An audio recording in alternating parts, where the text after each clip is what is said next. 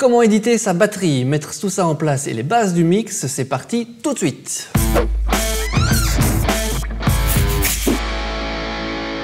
Bonjour et bienvenue à l'Académie du Gros Son. Moi je suis André. Et moi je suis Gérald. Et aujourd'hui donc on se retrouve pour la deuxième partie de la vidéo sur l'enregistrement de la batterie. On retourne notre morceau phare, notre crise phare, et voici un phare. Dans cette vidéo, on va parler de la mise en place. Donc comment est-ce qu'un batteur doit jouer bien ce qu'il faut jouer au bon endroit. On va parler un tout petit peu de l'édition, donc comment, si jamais il ne l'a pas fait, comment le remettre en place, et des bases de mix, donc comment faire sonner tout ça bien dans votre morceau. Avant qu'on y aille, chose importante, soutenez-nous, donc abonnez-vous à notre chaîne YouTube, venez aussi sur notre page Facebook, et alors le plus important, inscrivez-vous sur notre site, vous allez y trouver plein de cadeaux, de petits bonus, ça évolue au fur et à mesure, donc restez en contact avec nous en vous inscrivant sur le site. Et on y va pour la vidéo. C'est parti. C'est parti? Parti? Parti. Parti? C'est parti. On y va. On y va. C'est parti. Alors, la première chose qu'on va regarder, c'est la mise en place. La mise en place, c'est quoi?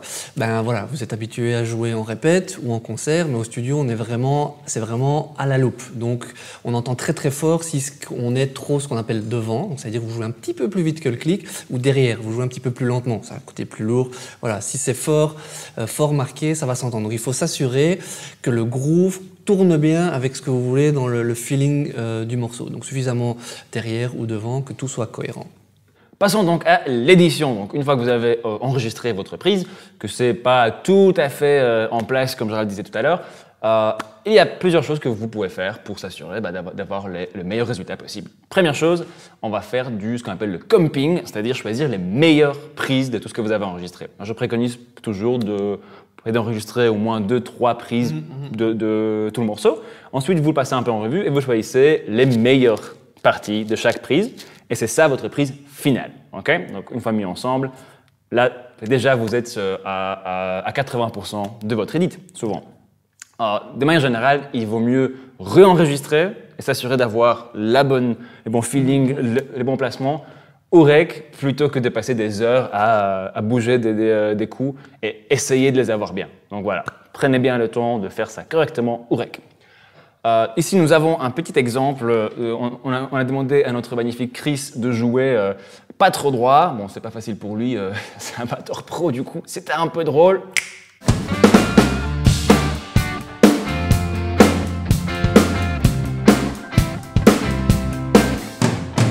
Voici, ici à l'écran, vous voyez notre petite session de l'autre vidéo. Je vous explique vite fait pour ceux qui n'ont pas vu l'autre vidéo.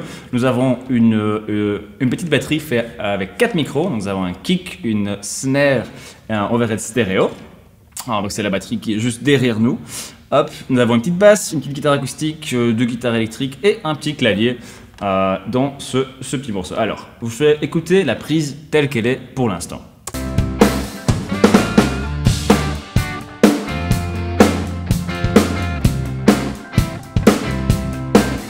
Voilà, vous avez bien entendu, surtout ici, nous avons quelques petits soucis au niveau du placement, certaines snares un peu trop tard, certains trucs un peu plus tôt. Alors je vais vous montrer un peu comment attaquer ça. Hop, donc, quand vous éditez les batteries ou quelconque instrument où vous avez plusieurs micros ensemble, ce qui est super important, c'est de s'assurer d'avoir ces micros-là ensemble et de les éditer toujours ensemble. Donc, si vous bougez quelque chose gauche ou droite, après, de bouger tous les micros en même temps. Hop. Donc pour ça, j'ai un petit groupe qui lie mes 3 tracks. Donc vous voyez, si je sélectionne une track, les 3 se sélectionnent. Hop, et on va essayer d'aller voir qu'est-ce qui n'est pas tout à fait en place. Voilà, ici je vois déjà par rapport à la grille que certains coups sont beaucoup trop tard, beaucoup trop tôt, hop, ici. Et je vous préconise toujours d'éditer à l'oreille, mais vous pouvez déjà voir les problèmes apparents. Comment est-ce qu'on édite? Ah bah du coup, vous allez choisir le coup que vous voulez bouger. Pour moi, ça va être celui-là et celui-là. Voilà. Alors, cette snare devrait tomber bien sur la grille, cette snare devrait tomber bien sur la grille. Donc qu'est-ce que je vais aller faire? Je vais aller découper ma batterie juste avant et ensuite juste avant le prochain gros coup. Hop. Je vais la déplacer gentiment un peu plus près. Hop. Faire un petit crossfade, toujours important pour éviter des clics. Hop, celle-là, je vais la rouvrir un tout petit peu. Alors, hop, voilà, vous voyez l'autre kick qui arrive. Ah bah, on ouvre juste ici. Un petit crossfade. Et alors maintenant, ça devrait être déjà plus en place. Voilà. Ensuite, nous avons cette snare-ci qui arrive beaucoup trop tôt. Bah, rebelote, la même idée. Clic-clac. Hop, on ouvre jusqu'à ce qu'on puisse. Hop, on revient un peu. Et pareil là. Et voilà. Hop, je vais écouter tout le truc. Voilà, c'est déjà beaucoup plus en place. Hop. Et alors, vous faites ça sur l'ensemble. 2-3 petites choses à garder en tête. Vous pouvez bouger la batterie, évidemment, gauche-droite. Il faut faire gaffe de ne pas la bouger de trop, parce qu'on commence à avoir des sons un peu bizarres. C'est les cymbales qui sonnent en même temps un peu bizarrement. Voilà. Dès que vous avez quelque chose qui sonne plus très précis, qui est un peu bizarre comme ça, arrêtez, revenez un peu en arrière. Vous êtes allé un peu trop loin. C'est parti pour le mix. On va y aller d'abord avec la prise de son à 2 micros. Celle où on avait un overhead mono et un micro dans le kick. Donc ici, dans ma session, comme vous voyez, donc ça c'est l'overhead.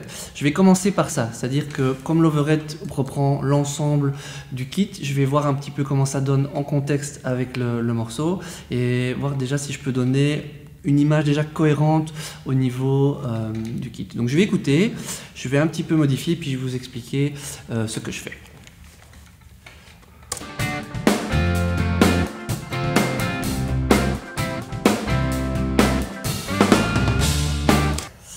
Ok, donc là dans l'ensemble on entend que ça manque un petit peu d'épaisseur de corps. Par là je veux dire qu'au niveau de la caisse claire, des tomes, on sent que ça claque bien, mais on n'a pas ce côté un peu bouffe qu'on pourrait avoir. Et les cymbales sont un tout petit peu agressives et ça manque peut-être aussi de définition par endroit dans le haut médium. Donc je vais retravailler ça avec un EQ ici tout simple de base de Pro Tools. Donc hop, je vais chercher mon EQ et c'est parti.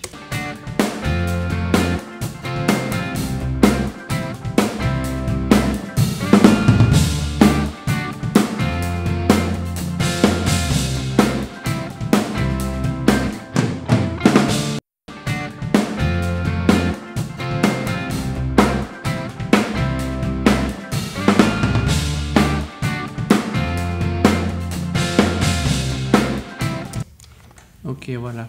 Donc au début, ce que j'ai fait ici, j'ai été rechercher un peu cette épaisseur dans la caisse claire, les tomes. Un peu, ça reprend aussi un peu la grosse caisse pour avoir quelque chose quand même d'un peu plus épais, plus costaud. J'ai enlevé un petit peu le côté un peu agressif des aigus qui était quand même un petit peu fort brillant. Et j'ai été rechercher un petit peu de définition ici. Pour voir vraiment un petit peu quelque chose de refaire sortir quand même un petit peu Plus snappy. Voilà, l'ensemble du kit. Évidemment ici, comme ça a été enregistré dans le studio, on entend fort la room. Donc chez vous, vous aurez quelque chose d'un peu plus sec. Ça c'est propre évidemment à l'endroit. Donc là j'ai checké l'overhead en contexte avec l'ensemble du morceau. Maintenant je vais écouter le kick d'abord en solo pour voir un petit peu comment il sonne et je vais l'intégrer dans l'ensemble de nouveau en contexte.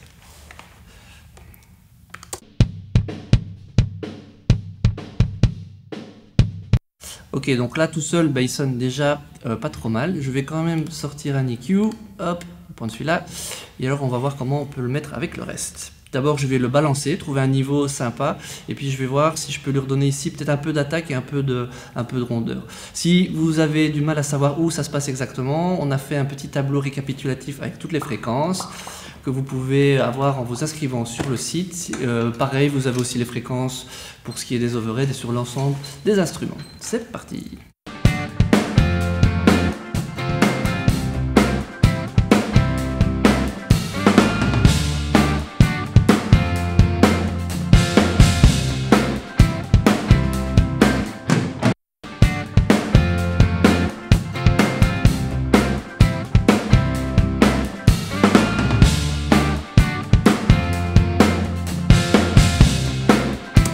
Voilà, donc là j'ai été chercher un peu plus de bottom, un peu plus de profondeur pour que le kick soit un petit peu plus grave et plus gros.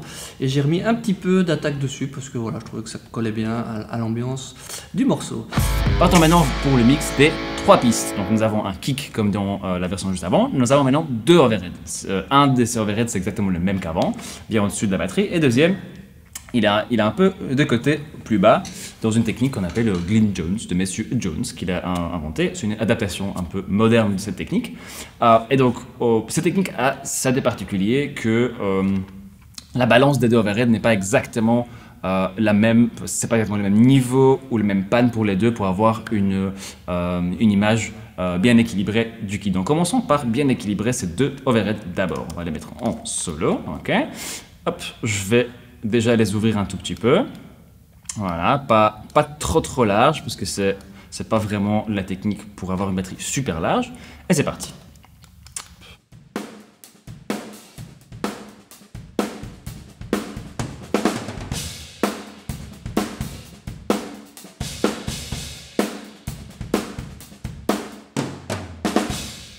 Et voilà, vous avez vu, il y a un des overheads qui est un peu plus fort, un peu plus à droite, c'est celui avec le floor tom.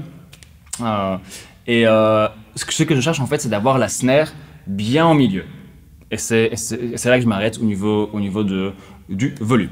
Voilà, donc maintenant ça c'est fait, je vais vite les grouper. Comme ça, je peux changer leur niveau en même temps. Hop, et voilà, là maintenant je vais les balancer dans le morceau avec l'ensemble.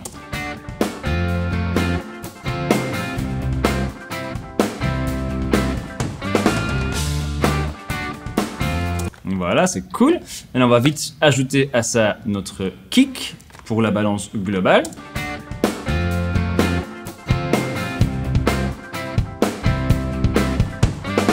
Donc, voilà, et comme je râle tout à l'heure, on va nettoyer un peu tout ça à l'EQ.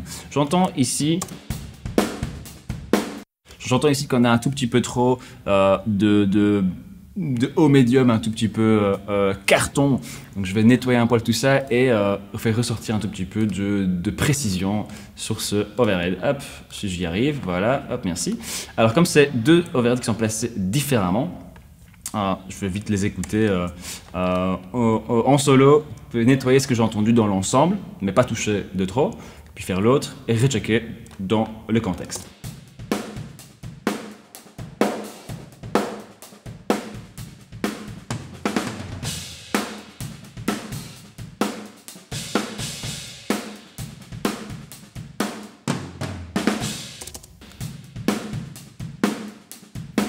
Voilà, donc je suis allé chercher un tout petit peu le corde de la snare, j'ai un peu nettoyé ce qui me dérangeait et je vais faire remonter un tout petit peu toute la définition hop, de l'ensemble. Je vais copier ça sur l'autre overhead, on va partir de cette base-là. Et voilà, donc ici j'ai une queue un tout petit peu différente, ce qui me dérangeait dans ce micro-là est un peu plus bas et les cordes de la snare se trouvaient à peu près au même niveau. Hop, on va écouter ça ensemble dans le contexte.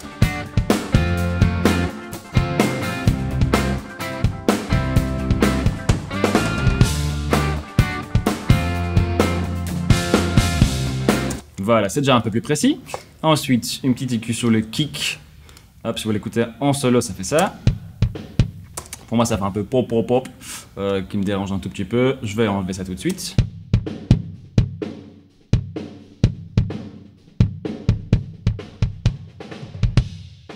Voilà, donc en fait juste en enlevant ce qui me dérangeait, tout le reste naturellement ressort un peu plus. Et je trouve que les kicks sonnent super bien comme ça. Hop, on écoute dans l'ensemble.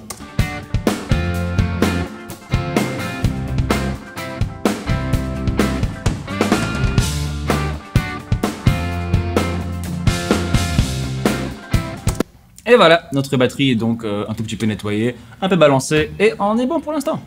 Et maintenant, la version avec 4 micros. Donc on a 2 overheads qui eux sont mis plutôt en version gauche-droite, douche normale au-dessus vraiment de la batterie. Un micro sur la caisse claire et un micro sur la grosse caisse. Donc hop, voilà, comme vous voyez ici. Là, à l'inverse, je vais peut-être plus travailler directement grosse caisse claire pour donner le punch, l'énergie et les positionner, et je viendrai compléter à ce moment-là avec ce que peut m'amener les overheads. Donc je vais directement mettre grosse caisse claire en contexte.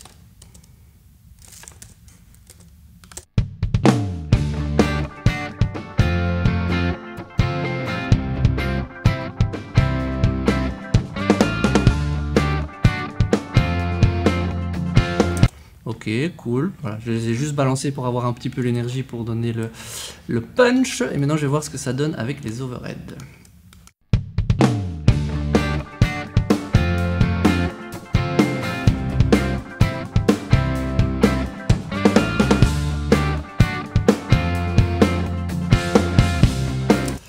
Je trouve que c'est déjà super cool comme ça. Ce que je ferais bien, c'est j'irais bien un petit peu gonfler cette grosse caisse, nettoyer un peu la caisse claire et peut-être redonner un poil de définition juste sur les overheads.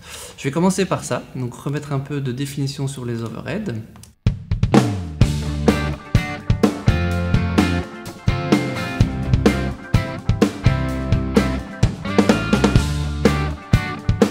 Voilà, et ça ramène un petit peu de snap, de claque dans l'ensemble qui est déjà super cool. La grosse caisse, je vais aller un peu gonfler ça, toujours avec des EQ de base. Hop, on est parti.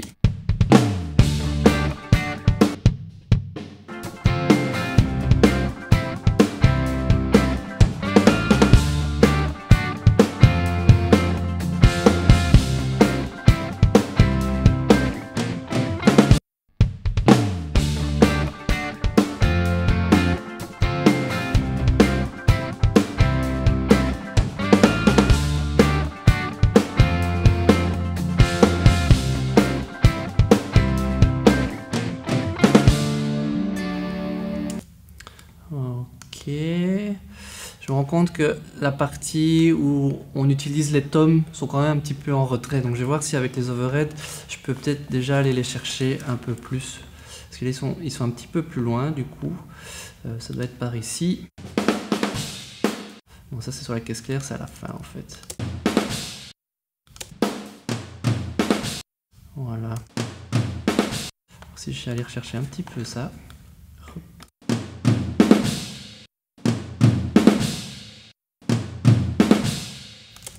Dans l'ensemble ce que ça donne.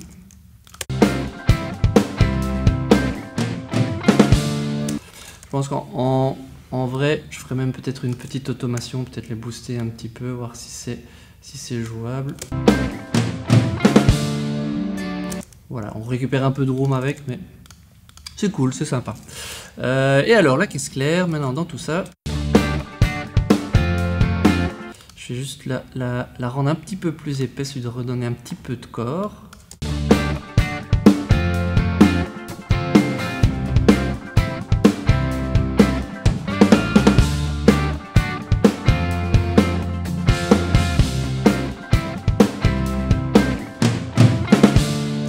Voilà, franchement ça sonne pas trop mal, faut dire que ça aide quand on a un bon batteur aussi, ça fait déjà en fait 80% du taf. C'est clair. Tu nous montres un petit avant-après? Ouais. Avec les EQ, avec les EQ, ouais. Ok.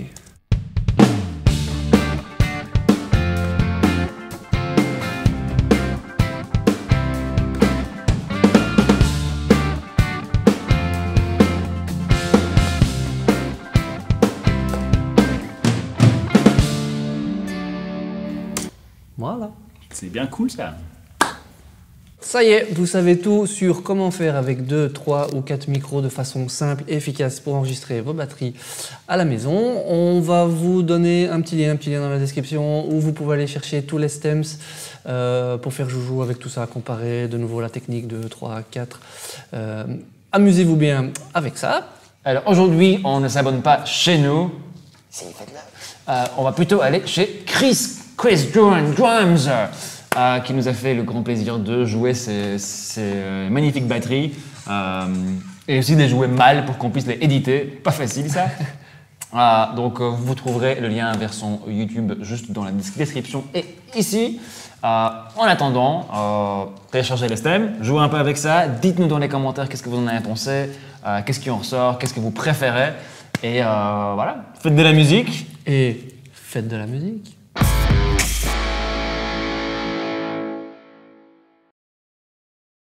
La caisse claire, c'est le truc que tu appuies dessus avec le pied, c'est ça? C'est celui-là, ouais. Ça va, c'est pas mal. Non, ok, je recommence. Ça va. Producteur professionnel. Bon, oui, de toute façon, moi, le violon, ça me connaît. Donc,